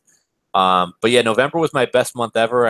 I haven't actually made the video or really tallied everything, but I want to say probably between 140 and 160 shirts sold, which is by far my best. And I think December, which I would have expected to be better, I think it may be slower. I only have 3 shirt sales today. how many live listings do you have? Let me take a look here. I got, I'm constantly having ones taken down and then throwing more up after the 90 days or whatever. But I want to say, Yeah. let me see, I'm at 246 right now. Okay, so you're gonna want to right off the bat, you're gonna want to get that back up to 400. You want to get that over 400 because there's also another tinfoil hat theory that Amazon wants you above 80%. So if you're at Okay. if you're at 100, you want to have 80 or more shirts live. So that's another kind of factor that people have been saying. So definitely get that over 400 as soon as you can, and that is another key to tearing up. It's not been, what do you call it, proven by Amazon or anything, but it's a theory that a lot of people hold tight, and it's one of the things that you have to do. Everyone swears by it. Well, like you said, there's a lot of kind of anecdotal things that make Yeah. sense to do. Like even with, I mean, I don't know if it was just me or not, but I got knocked down uploads, and then as soon as I consistently was uploading every day for a week or 10 days, all of a sudden magically I'm back. So yeah, I'm definitely kind of a believer in if you don't use it, you lose it type deal with merch. Yeah, for sure. It's merch is fun though. I love it. Let me ask you, how do you, I mean, do you have a background in graphic design? Are you doing Photoshop? Do you use like Lunapic, Canva? Are you a more experienced guy, or what's your kind of design strategy, or how do you do yours? Well, here's the thing. I'm almost 40, so I've been around. I was a skater in the 80s. I was a skater in the 90s, so I grew up around, the Santa Cruz, the awesome stickers, the graphics, the skater clothes. So, I have a natural affinity just from life experiences on what I think is a good design. And so I'm able to like use my just life experience to do a lot of that. I'm into a lot of niches. I love memes. I do a lot of font driven shirts, and I use just Photoshop. I'm not a graphic designer. I mean, I can draw and everything, and I can probably get a wave and like do, characters and stuff like that, which I have, but I'm not a graphic designer by any stretch of the imagination. I've had to use Photoshop a long time ago in necessity. I started learning in high school, doing this and that. And then just, being a YouTuber, being an eBayer, you learn how to use Photoshop to do your thumbnails and all this. And then it's just a bunch of, as an artist, I'd have to make like, cover designs for this, or header designs for toys, or graphics for my website. So all this culmination of years of just doing is, I think, why I'm a little bit more successful in merch than your average person. Now, do you just in terms of strategy, are you within one niche? Are you within a couple? Will you try to hit everything? Like, do you have kind of an overall strategy that you use? Yeah, I have a ton of niches that I'm into. Um, I'll just I'll just have an idea in my mind, and a lot of thing is, there's a lot of new members that go and they look at popular designs and they just copy them. And I'm not saying copy like directly pixel to pixel, but they'll say like, oh, I love hamburgers, and then they'll do like their, 5 different versions of I love hamburgers. But in my mind, I'm thinking of like, oh man, I really love tuna fish sandwiches. So like, and that's just natural. So a lot of my designs, I don't even go and look to see what other people are doing. I do stuff that I enjoy, and that has spread into like dozens and dozens of niches. And when the cryptos are slow, these evergreens that I even thought were never going to sell start selling. Like my punk rocks this, or like, what, like my pie eating that. You know what I mean? There's so Yeah. many different niches to get into. It's funny. I saw a shirt. I was doing some, I don't know, looking up some info about merch or whatever. I saw a funny one today. I like touching wieners with a dachshund or a wiener dog on there. I thought that one was kind of clever. But yeah, a lot of my shirts just kind of come to me from now that friends know I do merch, and I order them a lot of shirts from time to time. And I remember we were hanging around, drinking and stuff. Me, and my girlfriend, and her brother, and his fiance, and a couple other people, and I think we were talking about bread or food, and I just kind of casually said, "I eat the butt," like the butt of the bread. Yeah. And my girlfriend's brother was like, make it into a shirt, make it into a shirt. So yeah, I made it into a shirt. But yeah, it's kind of weird how sometimes those ideas come to you. And yeah, right now I would say like two main niches are what's driving the vast majority of my sales. If I find something that works, I really kind of hammer those niches hard, Yeah. and just try to kind of, I guess, beat everybody else to the punch, and really kind of try to rank in search, because one of those niches, I was the only guy out there for it, and whether it's merchant form or whatever else, I'm slowly seeing a lot of people trying to hop on what was all mine, all to myself. Yeah, I mean it's kind of ironic because when I saw you posting Bitcoin shirts, I'm like, this bastard. That's my niche, man. I'm like, this guy's cutting in, but no. I'm actually gonna try to look up something like, just if you guys have like the most randomest thought, and I'm gonna show you guys the most random um shirt you're gonna see. I don't know if I can post it. Actually, I don't think I can post it in the chat, but it's just like, let me see if I could, if it accepts it or not. Hold on a second. Nope, it's all right. Well, anyway, so I just have some like random thought. I'll put it in here for you on your, so you can take a look at this. Okay. So I don't mean to like keep this hidden from the chat, but anyways, it's like something that says like just this random thought in my head, like cake slut. Like who would ever like think of cake slut for like anything? But it was just like I ran with it, and I've actually sold a few of these shirts. So if you have the most random thought and you have a bunch of listings, or you have a bunch of slots, just fill them with just crazy stuff. It's kind of funny. I think that's a really cool design, and I definitely get the Southern California, like 80s, 90s kind of like punk, like concert poster. You Right. know what I mean? Yeah, I definitely I Exactly. dig the kind of theme or whatever you want to call that. Yeah. So In terms of, have you had any, like, I guess the I like touching wieners example? You know what I mean? Something that's like cute, but also like a double entendre type. Have you had yeah. any shirts removed or run into any problems doing kind of more risque type stuff? Or I'm trying to think if I had any shirts removed for risque stuff. There's a way around that. There's a way to circumvent that with keywords and everything, and I don't suggest that to anyone because you can lose your account. But I haven't had shirts removed from that. I've had shirts removed for copyright stuff that I wasn't even aware of, and I do get the occasional rejection from time to time. But I haven't had any shirts removed for vulgarity, and you're not supposed to like use cuss words or anything like that anyway. So if you can do it correctly and with, I guess, with some sort of taste, like cake sluts, like literally on the line, like literally on the line, like of what you could do. But there's definitely something like that. well, it's kind of funny. This shirt, actually, this one I'm wearing right now. This was one of my early on like best selling shirts. Yeah. And I think at one point they didn't really have like the family friendly rules or whatever. Yes. And this shirt wound up being taken down. And I had, I think one or two, I had a couple. What I did, I sent like six of them out to various like social media influencers and big YouTubers. And Good marketing plan, by the way. Yes. yeah, a couple of them, I forget what the one that comes to mind. I know Hammy TV, who I don't know if he's around anymore, but he used to do like prank videos and stuff. Uh-huh. And he would do some like weed pranks, and it's a weed shirt, so I sent it to him, and he was wearing it on Snapchat all the time, and like sales for this shirt blew up, and then they go and remove it, and Yeah. I think they actually gave me a message about copyright, which it's not copyrighted. I made up the brand and everything else, but it Right. was because of the subject matter. But I was like, man, so yeah, I've ever since then I've kind of been looking for a good alternative who I can do some more of those kind of funny or more I don't know, cussing, drug related, whatever else shirts. Yeah, all of my marijuana type shirts get rejected now, so I don't even go down that niche anymore. I started with that, like I had like one of my best sellers when I first started was keep calm and hit the bong. And so, I was selling a pretty good amount of those, and then, when I went to re-upload it, they probably put bong in the, you know, terms that aren't used anymore. You know what I mean? Like, so Right. there's still ways to get around that, but anything drug related, they're not gonna, it's definitely not a good thing to try to list. But it's kind of funny too. I mean, at the end of the day, anytime it comes to a third party thing, as much as I like to maybe complain about stuff, I'm like, okay, it's their platform. They make the rules. I'm a guest on here, so whatever they want to say goes.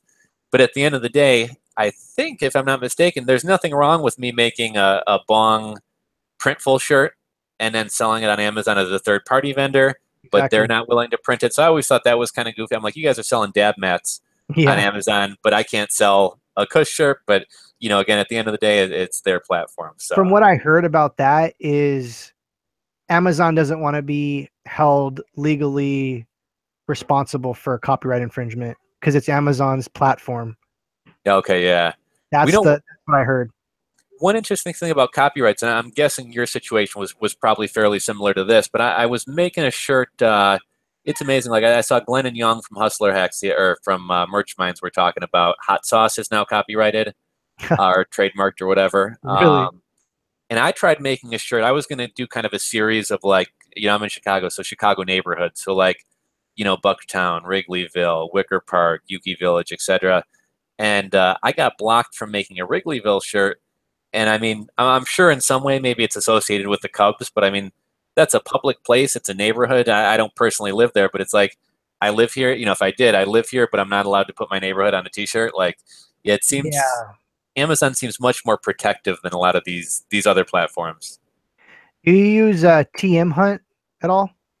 You know what? I've used. I know Trademarkia isn't the best one. Normally, out of laziness, I'll use that one, or I'll go to the USPTO website. Yeah, I find that TM Hunt's like pretty spot on and it's so easy to use. TM Hunt, I'll have to write that. I actually put a link or the website in the chat, but TM Hunt's pretty amazing. It's super easy to use. I don't think it's going to be 100%, accurate, but you know, you're never going to put like Batman or Superman. You know what I mean? Just as long as you are smart about it and just kind of use TM Hunt just to look at words and phrases. Even put like your bullet points in there and see if anything comes up. It's just a good way to look at it. I got you. Let's see. You know what I say? I think I got a little bit more time on here, so I was thinking maybe we'll move on to the comments. But if you're down for it, this has been a pleasure chatting, and I think people are probably going to enjoy this. If you'd like to come back on here a couple times, I'd love to have you back on and maybe delve more into the Amazon and some of the reselling stuff again. Yeah, man, we're both YouTubers, dude. Let's collab some more for sure. And I know, prior we were talking. I know, YouTube kind of gave you the slap, the temporary. Yeah, I got a suspension for I don't know what. I have a live show every Saturday where I put in the link for Hangouts and anyone who wants to come in could just come in and it's like usually a ruckus. But I don't know what happened. There was nothing that we said or did, but I guess the copyright strike was something like I was sending people off of YouTube was Which the everybody does, yeah. right. And I was just like, I just think it was another YouTuber that was, knew the ins and outs and the correct way to like shut me down because you get a lot of that jealousy too in this community, which is, it's a little sad, but it's just the way it is. But yeah, my live show should be coming back in January. Well, yeah, and I know you're going to be, shut down for a couple weeks. So if you want to come on here a few more times and do something live, I'd love to have you back. I had one. I've always been kind of nervous about live streams, and I always kind of goof them up. So the other day, I was watching some of your stuff, and I'm like, I'm going to get him on. And I said, before I have time to double think this or chicken out, I'm just going to. So I shot you a quick email, and you responded back right away. And yeah, we had this thing in the works like a day later. So. Here's one of the things that I like that you did, and you should do this if you do anyone else. I love how you put together the notes for me and everything. I read them. I thought about printing them out, but it's always good to do a live show and just go with the flow because we're humans. This is how we normally socialize. It's just a flow, But Right. but having those notes definitely plants a seed in your mind. And at least if you ever get caught up, because I've done live shows where I've got that like brain fart where I'm like, I don't know what I'm saying. Those notes are so awesome to have to just bounce right back. It's kind of funny. One of my first ones ever. I didn't put a lot of thought into it. It was kind of one of those. I'm just going to jump in here, and I went live. And I think I told you before. I forgot to hit the DVR button, so it didn't even record. But I got on, and I see when other people live stream, they'll have kind of like a general topic, or maybe they might do a little lesson and then kind of turn it into questions or whatever. But I got on, and all of a sudden it hit me like I have no idea what this is going to be about. And I thought about just slamming down the computer and like technical difficulty, guys. Sorry, but. Yeah. Stumbled through it, and it was actually a lot of fun. So I've been meaning to, kind of get outside my comfort zone and do a few more of these. And I saw there's a guy, Crypto Bobby, who does crypto happy hour or something like that, and it has a few drinks. And I Yeah. like we got the around here a lot. I don't know if they do it by you. We got these pick your own 6-pack things. No, Um, no, but I know what you're talking about. yeah, I'm kind of a big craft beer guy, so I was thinking, oh, maybe I'll start doing like kind of a happy hour and grab a mixed 6-pack and just kind of talk various subjects and entrepreneurship and all that stuff. Yeah, let's do it, man, for sure. Okay, yes, we'll definitely get that into works. I was going to take a look here through. As in a second, we can pull out our phones and throw out a couple crypto picks. I saw some people have Oh yeah. been asking about that a lot. If you want to get started on that, I'll kind of scroll through the comments here, and maybe we can touch on a little bit of that stuff, and then I'll hit my blockfolio up, and if you want to take a look, see if there's anything you want to address, and then we can call it a night, and we'll make a plan to connect back here. All right. I guess first, I love the Dash community. It's if anyone's not looking at Dash, Dash has actually gone up a lot in the last month, which is crazy. For instant payments and like really low fees, Dash is pretty good. I think it might probably go down more at where it's at right now, but not 100% sure. But the community, the devs that run Dash are freaking amazing. And if you don't have a little bit of Dash in your portfolio, definitely put a little bit in Dash in your portfolio. My brother's been trying to sell me on SafeX for the last month. He's like, "You You know, got to buy SafeX. You got to buy SafeX." Well, go you know ahead. what that one's been brought up in the comments a couple times as well.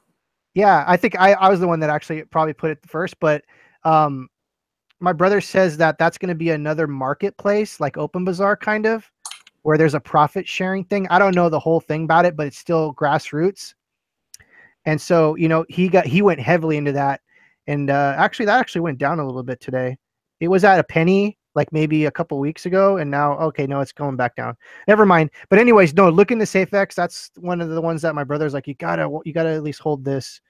And Kin is Kick's attempt at monetizing Kick, which is a messenger board.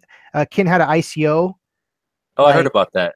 in September, and my brother went crazy, and he's all, dude, you got to put money in this. And it's gone way down from the initial coin offering price, but they're back ending building all this stuff. So if you can get Kin, and there's only one exchange that has it, and let me go look at Ether Delta, which is the shit of the shits as far as like exchanges. But if you can get a little bit of Kin in there, um, they have 14 million active users a day on Kik. It's a messenger service. All the kids use it, I guess. I have it on my phone. And they're going to use Kin as the way to buy emojis, the way to buy stickers, the way to monetize ads. And this hasn't even came out yet. So it's all things people are not talking. And I'm not like, oh, I'm not a Kin shill or anything. I'm just giving you guys what my brother and what we are kind of like looking at as far as future stuff. Because here's the thing. Anyone could shill you on shit, right? But here's what the thing is for cryptos. If it's for me, if I want to invest in it, it's got to have a use case. It's got to have some sort of thing that it does for me to get excited about it. And that's all I got. Okay. I was reading through a couple comments. I saw Joseph Johnson said, "Stay." Oh, you still there? I'm here. Oh, okay. Joseph Johnson said, "Stay sloppy." I kind of have a running joke. My girlfriend always says I go on here looking like a homeless guy, and I should up my presentation. So I thought that one was kind of funny. But how about Electronium? You know anything about that one? No, I've been watching that pop up a lot lately. Yeah, I don't know anything about that one. You know what? I guess I had kind of thought it was BS, and then I saw Brian Phobos from Steemit. You ever check him out at all? Yeah, I know Brian. Yeah, I've talked to him He, before. he does the pool meetings. A while back, I Yeah, did those kind are of a so goofy. funny. I went and bought a whale, and I got a little hot tub in the backyard, so I went and got a whale and was in the hot tub with the whale doing a mini pool meeting. Um, but yeah, he's been on Electronium lately, and I kind of really kind of respect his opinion. So that's one I've been taking a little bit more seriously. I guess it's easy for basic computers to mine. I think you can do some phone mining, and I guess there's some kind of like games that you can kind of play to earn as a proof of work or something like that. So Yeah. that's when I was going to look into a little bit more. I think privacy coins are going to go on a run, and I know you're a fan of Dash, I know. So I mean that kind of goes with that. Monero, Yeah. Navcoin, Aeon. a couple others. And the reason I think those are going to go big, we have the whole IRS Coinbase thing, Yeah. um, which I think people are going to be more concerned about privacy. I noticed when that first started getting talked about, Monero and Dash and some of these started rising. And then the other thing, I know the whole deep web thing is less of a part of crypto now than it was in the early days. But for anybody who kind of follows the crypto and deep web world or whatever, Alpha Bay, which was like one of the biggest, dark marketplaces, whatever you want to call it, went down. Nothing really big has popped up since then, which, I mean, let's be honest, that's where a lot of the transactions are happening. And I've heard Agora 2.0 came back online, which that used to be a big one. So I was wondering kind of the combination of the IRS thing as well as maybe another dark web marketplace popping up may kind of spur the growth of some of these privacy coins. Yeah, and Um, unfortunately, the dark web kind of taints cryptos because every time you talk to someone about Bitcoin who doesn't know anything about Bitcoin, it's always like, "Isn't that what they used to buy drugs with?" Or there's exactly. always Yeah. there's always that stigma that's attached to Bitcoin, which is unfortunate. I think it's funny, kind of that I always butcher his name, but that Andres Antonopoulos. Yes. I'm a big fan of his, and he always kind of likens back when the internet first started. It was for pornographers and pedophiles and drug people, and now Right. you have crypto doing, kind of being thrown out for the same stuff. But yeah, I got my Black Folio pulled up. I'm a big Monero guy. I got a little bit of Dash, but I've kind of opted for Monero over Yep. Dash, so I do like both of them.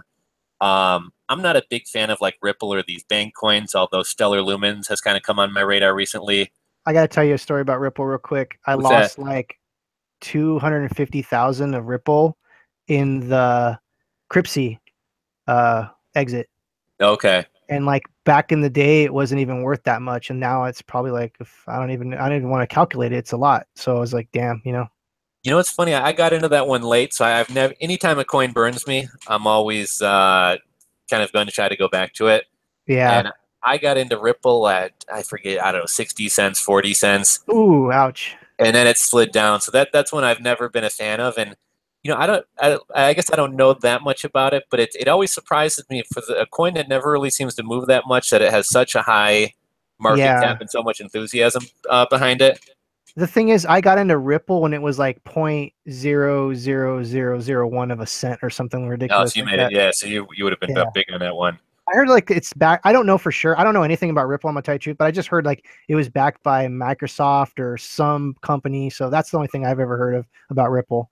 Did you hear? I heard IOTA landed a big deal with Microsoft and Samsung Oh, that would make recently. sense. That would make sense why it went up so much lately. I didn't know that.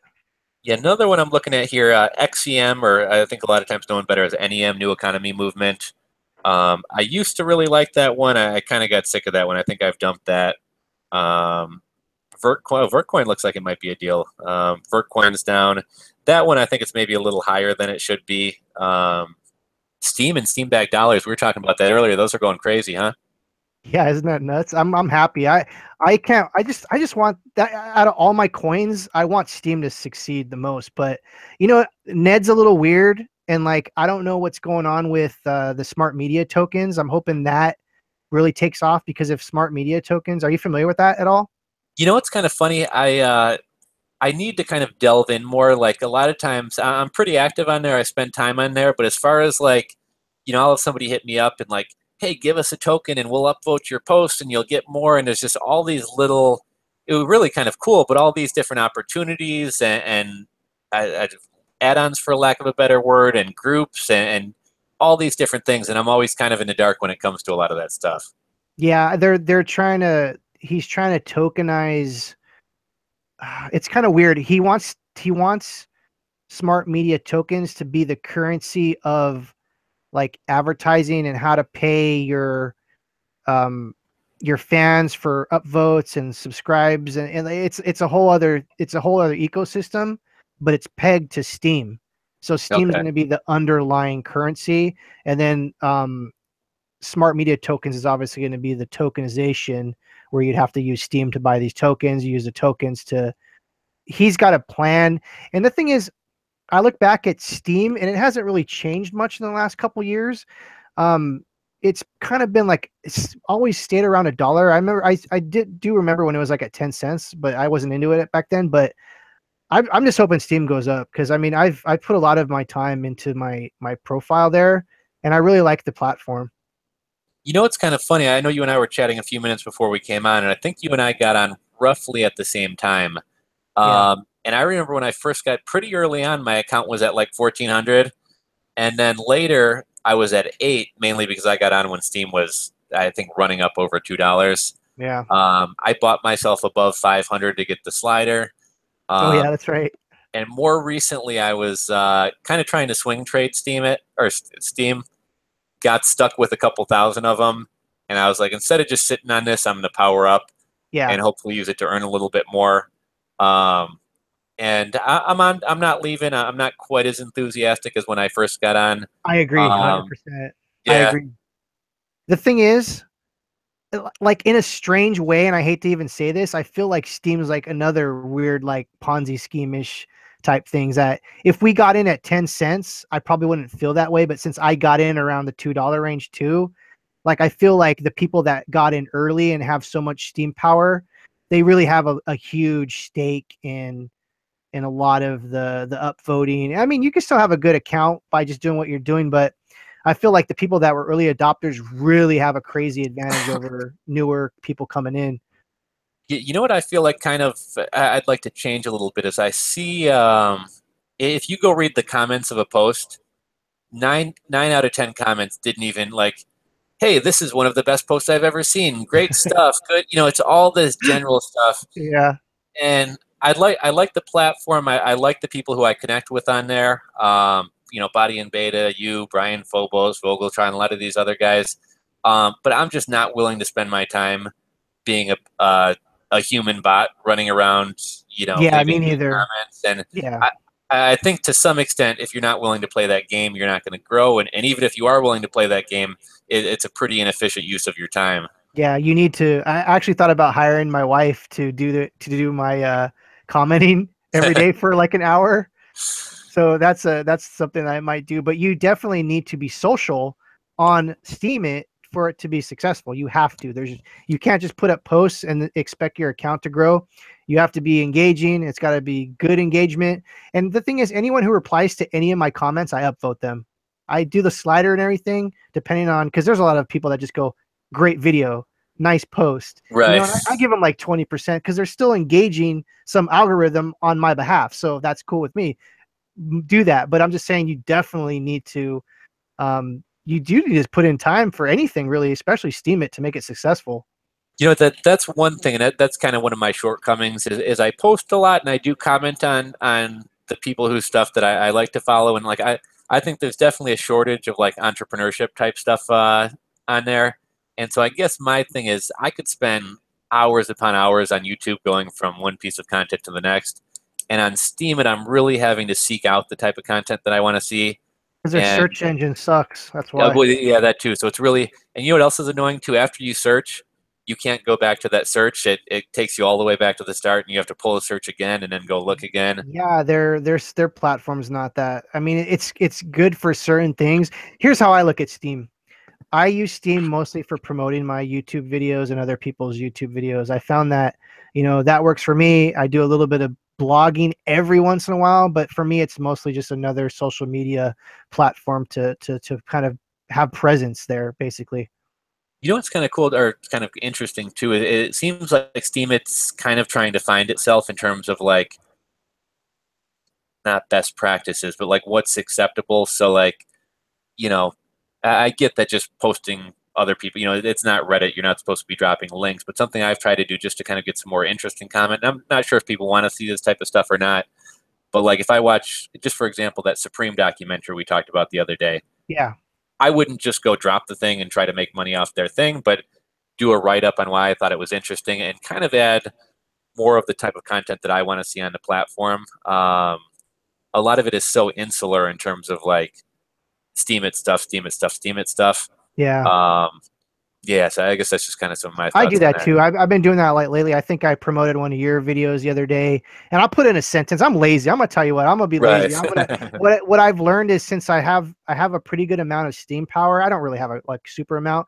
I think it's like maybe around 900 or 850 or something like that. But I figured if I at least should be doing at least 3 posts a day, so I'm at least doing something with my steam power rather than just like letting it go. But it's definitely one of those things where it just comes down to time. Like I wish I had time to make a meaningful blog post about Right. a Supreme documentary. I just don't have the time.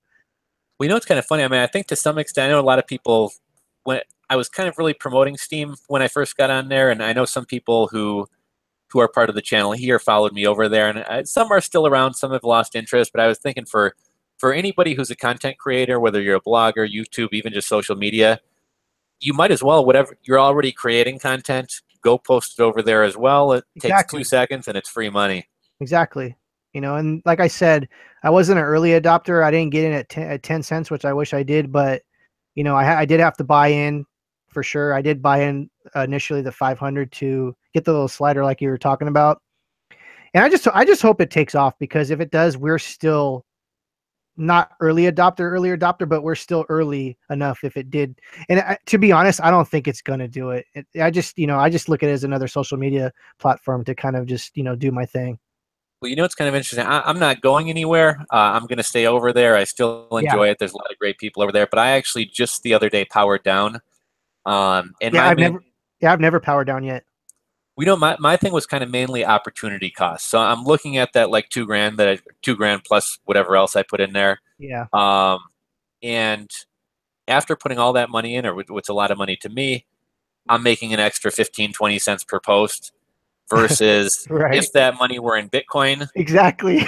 it's up 80% or whatever. You know what I Oh mean? my So I was God. like, I was just thinking about that the other day. I was like, God, I wish I would have put this $500 into Bitcoin when I put this $500 into Steam, because I think Bitcoin was at like 2,200 when I got into Steam. It might have been less. It might have been 1,800 when I got into Steam. And so I just wish, I put in that $500 into Bitcoin instead of going into Steam. But I like Steam. It has potential. It's. They say there's no, what do you call it, censorship, but there kind of is back end censorship where people can downvote you if you get enough Steam whales to do it. But for the most part, it's as free as speech as you're gonna get, and there's not too many trolls like Reddit.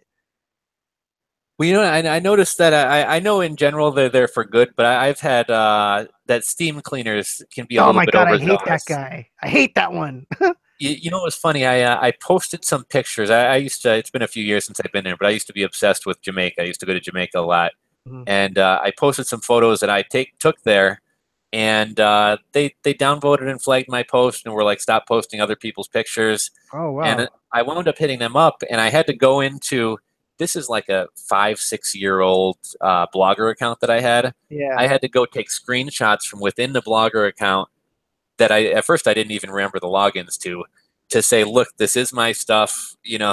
Quit messing with me, basically. Yeah. Um, and so yeah, I've had a couple little experience. I mean, I know they're in general they're doing good for the community, but I've had a Yeah, couple. absolutely. I mean, the kind of idea around Steam cleaners is good. And when I first started, I was like copy and pasting blog posts, which is like a big no-no. And Right. that's the only reason why I got involved with Steve Cleaners. But now I don't have any of that kind of worry. That's why when I do post your guys' videos on my Steemit post, I do write at least a real quick sentence Something, yeah. so it's at least not like totally just, oh, copy and paste, copy and paste. Well, and then also it's more promotion for the videos and stuff as well, more view time, Exactly. more watch counts, everything else. I was just looking, or I guess before I get to that, have you messed with Mines or any of these other like similar to Steemit platforms? No, I've never heard of mines. No. A couple have come on my. I haven't really been that impressed with anything. A couple of those have come on my radar. There's going to be dozens of them over the next 5 years. You watch. Have you heard of Redcoin at all?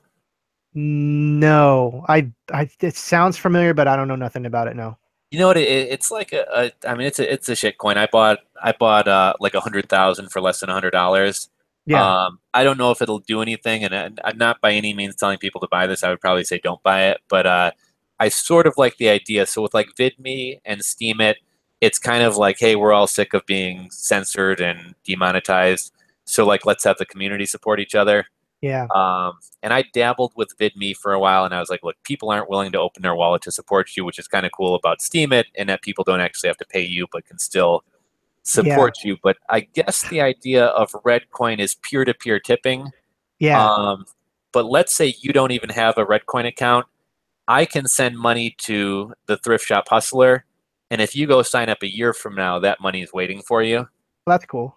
And so that was kind of one. Let's see, I'll just start going through the list here. Qdom, these are just ones I watched too, not necessarily am in 10x, kind of disinterested. Oh My's Go, kind of like it. Neo, don't own it, but on my radar. Right. Uh, Nav, love it. Metal Coin, got burnt by it. Metal coin's an old coin. Yeah, they're trying to be like a PayPal, right? I don't know. I don't know. I never dived into metal. Lisk, Golem burnt me. Vactum burnt me. Golem. I almost got into Golem. That token, basic attention token, the Brave browser. Yeah, You no, I no. never heard of that. Yeah. To be honest, I mean, I know my cryptos, but I don't know the ins and outs of a Yeah. majority of the coins, to be honest. Well, I think everybody kind of has the coins that they follow and delve into, and then the other ones, it's just too much to keep up with. Right, exactly. It's funny. I hate having to explain Steam it to people on how it works. Do you ever have that issue of someone here? Okay, here's the thing.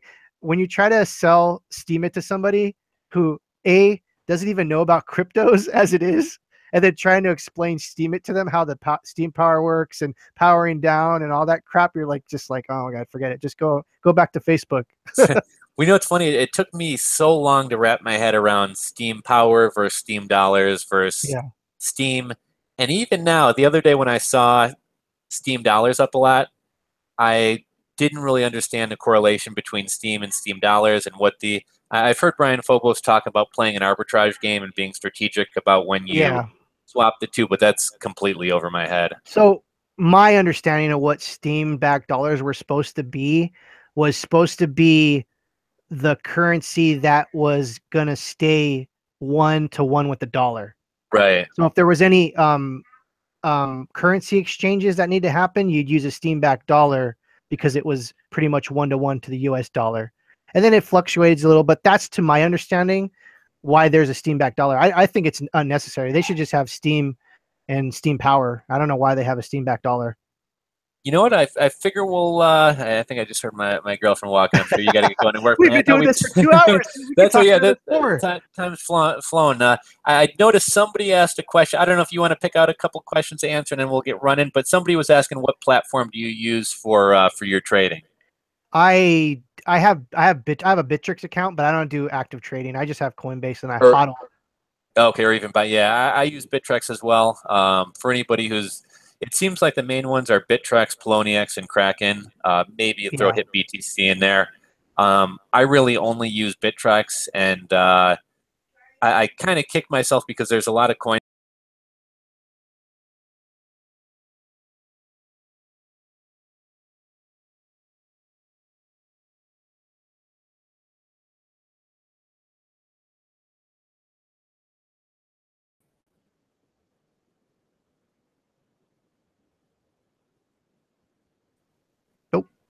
Yep.